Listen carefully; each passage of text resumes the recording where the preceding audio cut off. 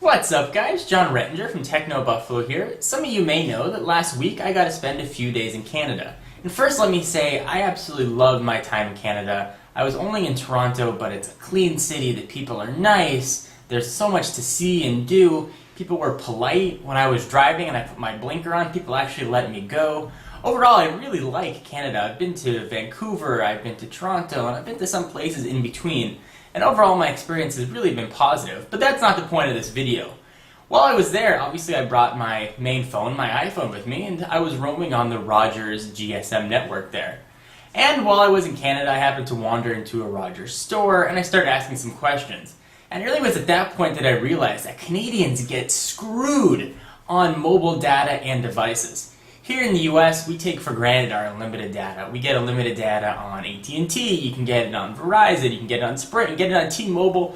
Really, most smartphone plans come with unlimited data. In Canada, not the case. You are paying through the nose for data, and oftentimes you only get, say, a 6 gigabyte cap. Now, 6 gigs is a lot of space, but if you do a lot of YouTube viewing over, if you're an iPhone user, or another YouTube mobile phone user, then you go through data very quickly, especially if you're over 3G, and you can hit that 6 gig cap very, very, very quickly. In fact, some plans are even lower than 6 gigs, 500 megs, 1 gig, 2 gig, 3 gig, and they are paying through the nose for these plans.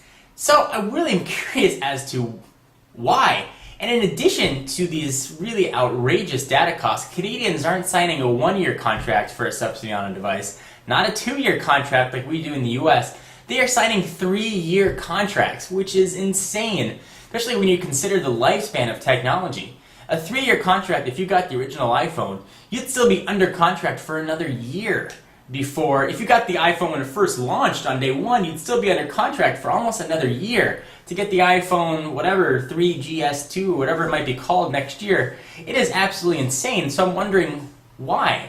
Is it just that Canadians are used to paying more, so the cell carriers there can charge more? And I'm looking at you know, Rogers, Bell, TELUS, Fido, what other Canadian networks you are, or there are. Is it just, are Canadians used to just paying more? Is that why they're doing this? Are there maybe Canadian laws that don't allow for as many cell phone towers? Or maybe they have to pay a certain tariff for these towers that have to offset to the consumer to cause these higher prices. I'm just wondering why, and to you Canadian viewers out there, man, I'm sorry, that really sucks. The signal strength was great in the big cities I was in. I didn't turn on data because I didn't want to get, charged through the nose, but it seemed like data was pretty strong there, especially in the country where BlackBerry is founded. Research in Motion, RIM, is based in Canada, and Canada is such a high-tech country, you'd figure they would have a better, well, maybe an infrastructure or at least better rate plans. So Canadians, do you guys complain? Do you accept your 3-year non-unlimited data fate? Does it bother you? Does it not bother you? Are you just used to it? Let me know. Leave a text or video response. I'm really curious. And to those of you not in Canada, in the US, Europe, or elsewhere, what do you think? What are your data rates that you're paying? Do you get unlimited data if you're not in the US?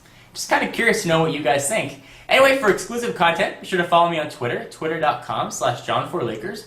And to learn more about Techno Buffalo, give Techno Buffalo a follow at twitter.com/Techno Buffalo, or check out the landing page at, you probably guessed it, technobuffalo.com. I will see you, or rather you will see me, in the next video. Bye guys.